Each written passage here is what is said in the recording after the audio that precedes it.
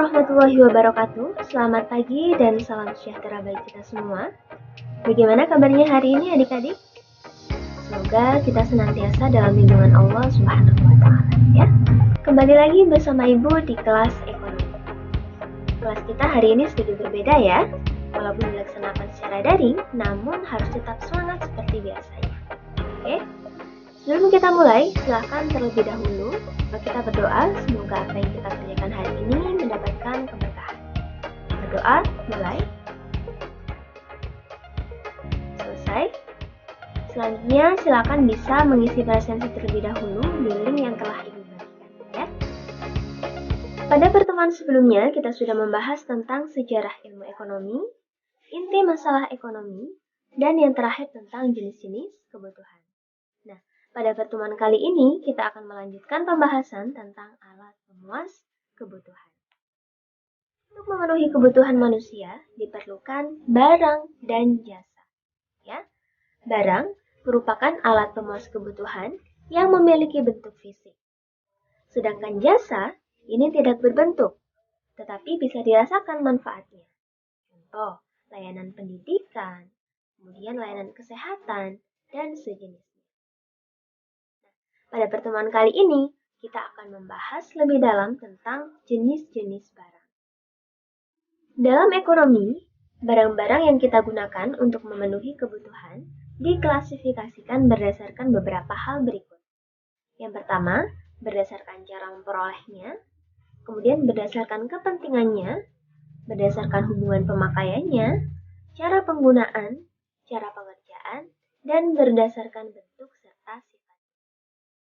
Yang pertama, berdasarkan cara memperolehnya, barang ini dibedakan menjadi barang ekonomi dan barang non-ekonomi. Barang ekonomi merupakan barang yang memerlukan pengorbanan atau biaya ketika kita ingin mendapatkannya. Contoh, saat kita menginginkan baju di toko, ya, kita memerlukan uang untuk membelinya. Sedangkan barang non-ekonomi atau yang biasa kita sebut dengan barang bebas merupakan barang yang bisa didapatkan tanpa pengorbanan tertentu. Contohnya, sinar matahari, air di sungai, oksigen yang kita hirup, ya. Tapi, lain halnya ketika oksigen tersebut sudah dikemas dalam bentuk tabung dan digunakan untuk pasien di rumah sakit contohnya, ya. Nah, barang tersebut sudah termasuk dalam barang ekonomi karena kita perlu mengeluarkan biaya untuk membelinya. Sampai sini dapat dipahami ya. Yang kedua, berdasarkan kepentingannya. Barang berdasarkan kepentingannya dibedakan menjadi 3. Ada barang inferior, ada barang esensial, dan yang ketiga ada barang normal. Barang inferior merupakan suatu barang yang akan kita kurangi pemakaiannya jika pendapatan kita meningkat. Begitupun sebaliknya. Contoh, ada sandal jepit, kemudian barang bekas, dan barang tiruan. Contohnya, pada saat tingkat pendapatan tertentu, kita membeli barang tiruan ya, karena yang asli mahal. Nah, ketika pendapatan kita naik, tentu kita akan mengurangi pembelian barang tersebut dengan membeli barang yang ori. Sampai sini bisa dipahami ya. Yang kedua adalah barang esensial, yaitu barang yang sangat diperlukan untuk memenuhi kebutuhan. Dan permintaannya tidak terlalu dipengaruhi oleh tingkat pendapatan. Biasanya, ini berupa barang-barang kebutuhan pokok. Misalnya gula, kemudian minyak, beras, ya. Kita akan tetap membelinya walaupun pendapatan kita berubah. Karena apa? Karena kita sangat memerlukannya untuk bertahan hidup. Dan yang ketiga adalah barang normal, yaitu barang yang permintaannya bertambah pada saat pendapatan kita meningkat dan sebaliknya. Contoh, ada baju, ada buku, ada komputer, dan sebagainya. Ketika pendapatan kita naik, maka kita akan meningkatkan pembelian terhadap barang tersebut. Ya. Kemudian berdasarkan hubungan pemakaiannya, barang dibedakan menjadi barang substitusi dan barang komplementer.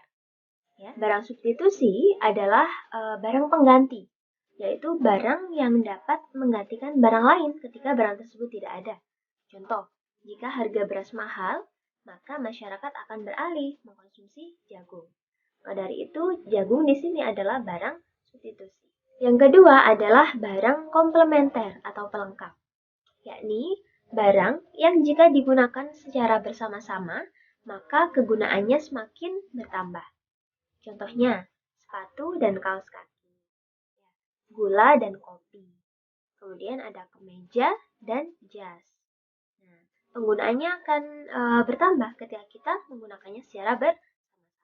Selanjutnya, berdasarkan cara penggunaan. Berdasarkan cara penggunaan, barang dibedakan menjadi dua, yaitu barang pribadi dan barang publik. Ya, barang pribadi ini barang yang digunakan oleh individu. Contohnya ada rumah, ada tabungan, mobil. Nah, itu merupakan contoh barang pribadi. Yang kedua adalah barang publik, yakni barang yang digunakan untuk masyarakat umum. Contohnya ada taman, ada jalan raya, sekolah, dan sebagainya. Ya, jadi kegunaannya untuk umum secara bersama-sama. Selanjutnya diklasifikasikan berdasarkan cara pengerjaannya.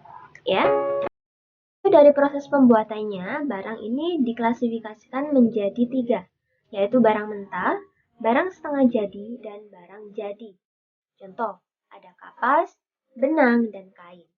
Dalam hal ini, kapas berfungsi sebagai barang mentah yang akan diolah menjadi benang.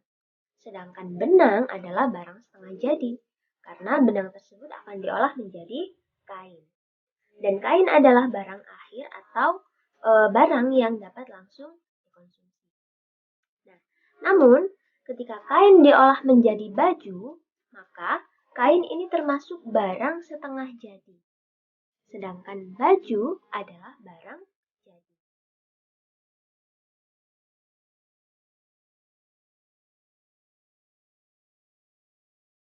Baik, itu tadi pembahasan mengenai jenis-jenis barang sebagai bagian dari alat pemuas kebutuhan ya. Selanjutnya sudah Ibu siapkan lembar refleksi di grup. Silahkan dikerjakan sebaik mungkin. Untuk pembahasan hari ini, Ibu cukupkan sampai di sini. Jika ada hal yang perlu didiskusikan, silahkan bisa melalui grup kelas ya. Ibu akhiri, wassalamualaikum warahmatullahi wabarakatuh. Selamat belajar.